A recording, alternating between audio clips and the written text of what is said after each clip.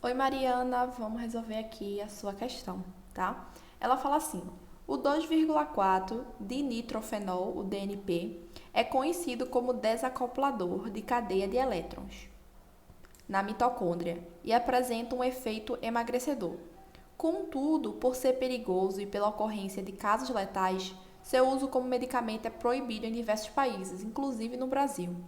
Na mitocôndria, essa substância captura no espaço intermembranas os prótons H+ provenientes da atividade das proteínas da cadeia respiratória, retornando-os à matriz mitocondrial. Assim, esses prótons não passam pelo transporte enzimático na membrana interna. Aí ele quer saber como é que ocorre esse efeito emagrecedor e com o que ele está relacionado. Pessoal, vamos interpretar o que está acontecendo aqui. Eu sublinhei algumas palavras que eu achei importante, porque vai ajudar você a ter o raciocínio que eu vou explicar, tá bom? Ele fala aqui, ó, que o dinitrofenol é um desacoplador, que é um tipo de enzima que vai ficar aqui, um tipo de proteína, né, que vai ficar aqui na membrana da mitocôndria. Aí o que vai acontecer? A membrana da mitocôndria é responsável pela cadeia de elétrons, o transporte da cadeia de elétrons, que é uma das fases da respiração aeróbica. No caso, a última fase. Aí o que acontece? Nessa fase, a gente vai ter os NAD e os FAD, que vão vir aqui carregando os hidrogênios. Esses hidrogênios vão passar pelas proteínas que vão estar nessa membrana e eles vão voltar formando NAD+, e FAD mais 2. E os hidrogênios vão ficar aqui nesse espaço intermembrana, tá vendo? Que a concentração de hidrogênios aqui vai aumentando e a concentração de hidrogênios aqui embaixo é baixa. Aqui em cima fica alta, tá bom? Aí, ok, os NAD e o FAD vão passando pelas proteínas e ao passarem, eles vão deixando os hidrogênios aqui no espaço intermembrana. Aí o que acontece? Isso aqui, o que eu estou falando, é o transporte de membrana de forma natural, sem ter o desacoplador ainda, tá bom? Aí o que acontece? Esse H+, que está aqui no espaço intermembrana vai ter que voltar para o espaço aqui da matriz mitocondrial. Para ele fazer essa passagem daqui de cima para aqui para baixo, ele vai passar por uma proteína, que é a ATP sintase. Ela vai fazer o seguinte, ela vai permitir a passagem do H+ por ela, e ao H+ passar dela para aqui para baixo, ela vai gerar uma energia. Essa energia vai ser responsável por juntar o ADP com o fósforo.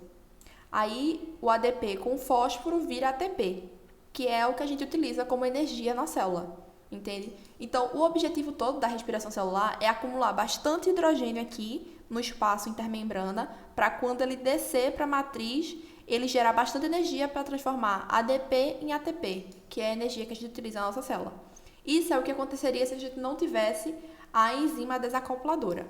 Mas, quando a gente tem a enzima desacopladora, que ela vai ficar aqui, vou desenhar ela aqui, tá bom?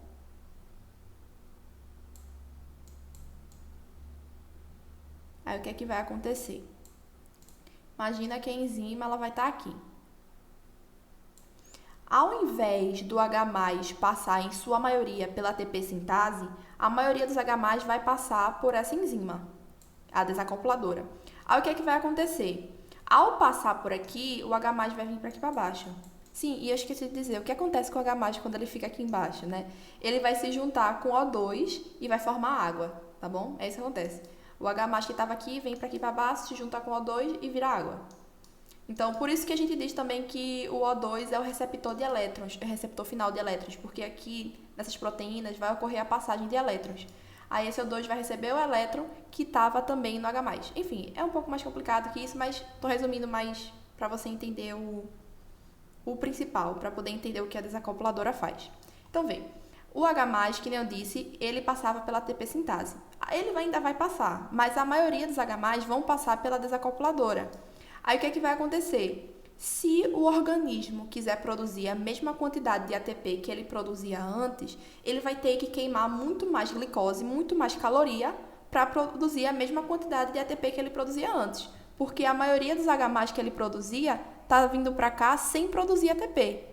Ao invés de produzir ATP, essa proteína ela produz calor, por isso que ela é perigosa. Porque se o organismo produzir muito calor, pode superaquecer e fazer mal para a gente. Porque a gente sabe que a gente tem enzimas e as enzimas elas atuam numa faixa de temperatura específica. Se eu aumentar muito a temperatura do nosso corpo, isso vai afetar nossas enzimas e vai afetar o nosso metabolismo, tá bom? Por isso que utilizar essas enzimas desacopladoras é perigoso, e tanto que é proibido aqui no Brasil. Então, voltando ao assunto, as desacopladoras vão permitir essa passagem de H+, sem a produção de ATP, só a produção de calor, e isso vai fazer com que o organismo queira produzir ainda mais ATP para poder ter a mesma quantidade de ATP que ele produzia antes, quando não tinha essa enzima desacopladora, entendeu? Então, isso vai fazer com que ele queime mais carboidrato, e aí é que vem o efeito emagrecedor, porque para ele produzir a mesma quantidade de energia de ATP que ele produzia antes, ele vai ter que queimar mais carboidratos, tá bom? Aí é que vem o efeito emagrecedor. Aí aqui na letra A ele fala obstrução da cadeia respiratória.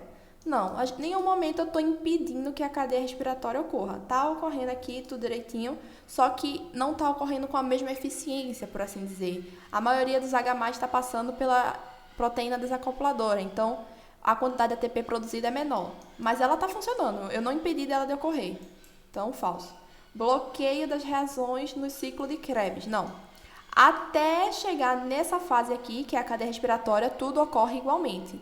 Ocorre a glicólise, ocorre o ciclo de Krebs, nada está impedindo. Então, letra B, falso. Diminuição da produção da acetilcoenzima A. A produção da acetilcoenzima A é entre a glicólise e o ciclo de Krebs. Então, novamente, isso não foi alterado. Inibição da glicólise de ATP. Isso aqui nem faz muito sentido, né? Glicólise de ATP. Glicólise é a quebra da glicose. Isso também não foi impedido. E a produção de ATP não foi impedida também. Quer dizer, foi diminuída, mas não impedida, entende? Resultando em maior gasto celular de nutrientes. Essa parte aqui está correta. E talvez a letra D seja o maior desviante, por assim dizer. A maioria das pessoas poderiam marcar a letra D por causa desse final. Mas não. Não ocorreu em nenhum momento inibição da glicólise, tá bom? Então é falso. Então o gabarito da questão é a letra D, ó. Redução da produção de ATP, resultando em maior gasto celular de nutrientes. Gabarito, letra E, tá bom? E é isso, espero ter ajudado e bons estudos.